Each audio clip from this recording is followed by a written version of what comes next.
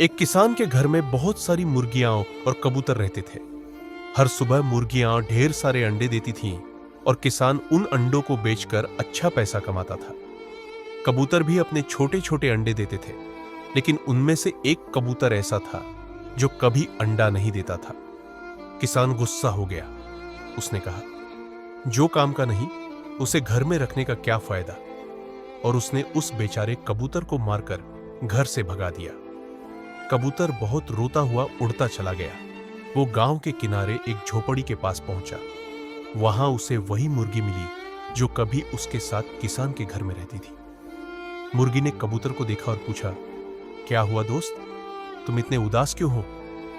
कबूतर ने रोते हुए कहा, किसान ने मुझे निकाल दिया क्योंकि मैं अंडा नहीं दे पाता। यह सुनकर मुर्गी का दिल पिघल गया। वो बोली, कोई बात नहीं दोस्त, अब तुम मेरे साथ रहो। हम दोनों मिलकर अपना नया घर गांव में बनाएंगे।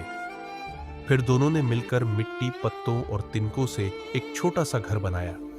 कबूतर रोज मुर्गी के लिए अनाज लाता और मुर्गी कबूतर के लिए खाना ढूंढती। धीरे धीरे दोनों की सच्ची दोस्ती पूरे गांव में मशहूर हो गई।